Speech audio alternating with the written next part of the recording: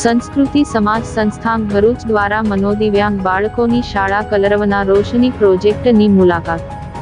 સંસ્કૃતિ સમાજ સેવા સંસ્થાન ટ્રસ્ટ ભરૂચ સંસ્થાની બહેનોએ મનોદિવ્યાંગ બાળકોની શાળા કલરવની મુલાકાત લીધી હતી. કલરવ શાળાના મનોદિવ્યાંગ બાળકોએ આ વર્ષે રોશની પ્રોજેક્ટ અંતર્ગત દીપાવલી પર્વ માટે સુંદર દીવડા તૈયાર કર્યા છે.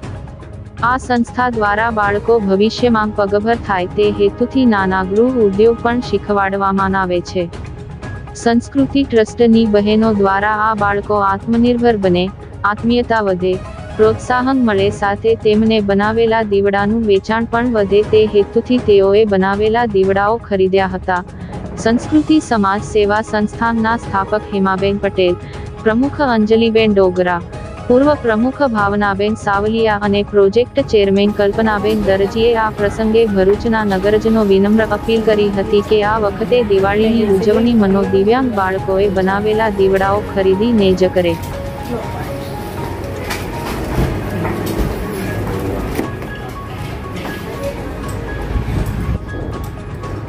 નમસ્તે, હું નીલા મોદી આપ સૌનું સ્વાગત કરતા ખૂબ આનંદની લાગણી અનુભવું છું. અમારા બાળકોએ દિવાળીને અનુલક્ષીને જે રંગબેરંગી કોળિયા બનાવેલા છે એ કોળિયા તમે છો. આ બધા કોળિયા બાળકોની 2 મહિનાની આખા વર્ષની મહેનત છે અને આ કોળિયાનું સેલ થાય તો બાળકના મોં પર જે અનોખું સ્મિત આવે છે કે અમારી બનાવેલી વસ્તુ કોઈ ખરીદે છે એના થકી બાળકોને ખૂબ ઉત્સાહ આવે છે. અને આમાંથી જે આવક થાય છે તે અમે અમારા ટ્રસ્ટમાં નથી લેતા. બાળકોને દિવાળીને અનુલક્ષીને મીઠાઈ અને ફટાકડાના પેકેટ આપીએ છીએ કે જેથી બાળકોને આવી બધી વસ્તુઓ બનાવવાનો ઉત્સાહ